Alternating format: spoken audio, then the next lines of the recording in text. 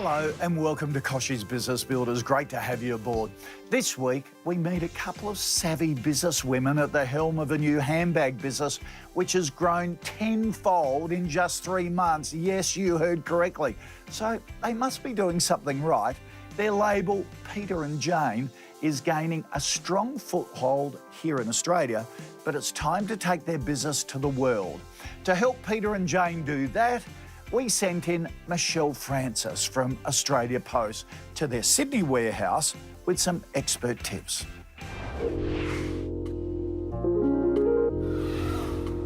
It's a busy day at Peter and Jane HQ as this two-woman band sorts through a new shipment of product.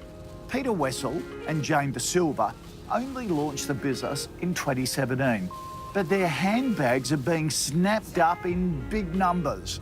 Up to 50 parcels are going out the door each day. Probably our biggest areas would have to be obviously New South Wales, and then we've created a very good brand awareness within Victoria, within retailers, e-tailers, boutiques. Michelle Francis has come along to help Peter and Jane cope with expanding even further. So how's the business going on an international scale? We're growing pretty much every day. We're getting more and more orders from New Zealand. We're getting a lot of orders from the US. So, where to from here? So you've already cracked into the international space. What are your plans going forward? Well, as we're a relatively new business, we feel we've done a really good job getting there thus far in the US. We'd really like to push that market. It's very similar to the Australian market. So we have a strategy. We've done trade shows within Australia, but our next step is to attend and exhibit at trade shows in the US. We've also been approached by buyers from Dubai and South Africa. We've come to their attention, their online e-tailers also. So obviously they keep a watch on what e-tailers are doing within Australia and have noticed that our brand's doing really well. So we have meetings with them this month. So that's very exciting. Yeah, wow. It's great that you've got some orders coming in from overseas. One of the things that we suggest is to have a really sort of structured plan now about where it is that you want to take the business and into what markets.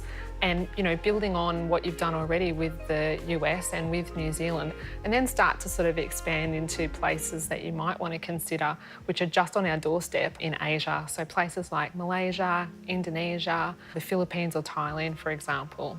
So there's all really good options for you guys because you've got an Australian product and those countries actually really love travel goods and accessories. They've also got a really strong internet-based sales pool. So if you look at a country like Indonesia, for example, there's over 130 million internet users in that country alone. So potentially your sales pool there and your opportunity is absolutely massive. So you've got to make sure you're able to meet the demand of those orders as they come in. Also, some things to consider is you've put a lot of effort into building your business and building your intellectual property, and you need to make sure you protect that. So I'd always advise that you get some expert advice in to make sure that you're covered around all of the legals that you need. So you've already got a really strong wholesale model, but you might want to consider using a local partner to help you actually sell into that market much better. So it will help you develop a sales channel, which will strengthen, I guess, what your approach is into that market, which will really be great for you when you're looking at partnering or going into places that you've got already, such as Dubai. Some good advice there from Michelle. A business should first make sure it can cope with increased capacity during times of expansion.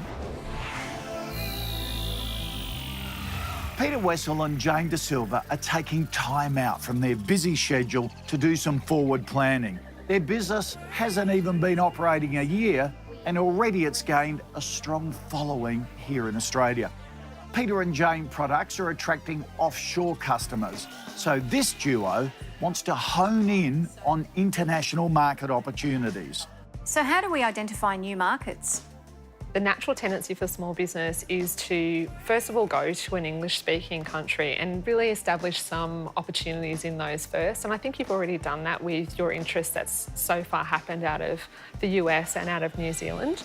But there's obviously some other opportunities in other countries that are really just on our doorstep. If you have a think about opportunities with countries like Singapore, for example, Singapore is a hub for e-commerce platforms such as Zalora and Lazada. and these will offer you the opportunity to sell really well into that particular country. It's also got a really affluent population, and more than 50% of its online purchases come from overseas. South Korea is also another opportunity for you. There's a free trade agreement in place between South Korea and Australia, which will make things really smooth for you to get started in that country. So should we be putting a different marketing strategy in place from country to country?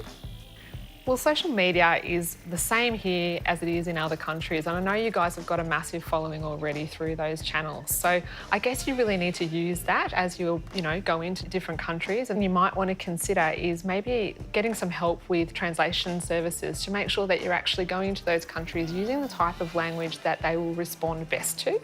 Also, the themed shopping days are a really great opportunity for you, like Singles Day in China. So you've obviously looked at our website. Do you feel that there needs to be some changes on our website, some improvements? I think your website is fantastic. It's got great imagery and it really does attract the consumer. And I know that you have free shipping for customers that are spending more than $100. So that's really a nice add-on that you can actually put a little more prominently on your website to try and attract that customer to stay in and shop a little bit more. So in terms of expanding into Asia, Singapore has an affluent population and is a hub for e-commerce platforms such as Zalora and Lazada. Also, don't rule out South Korea.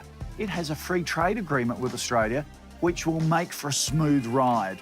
Depending on what region you do choose, get help with translation services who can make sure your marketing strategy is on point. So there you have it. Some really excellent advice there for Peter and Jane and any other business wanting to expand internationally.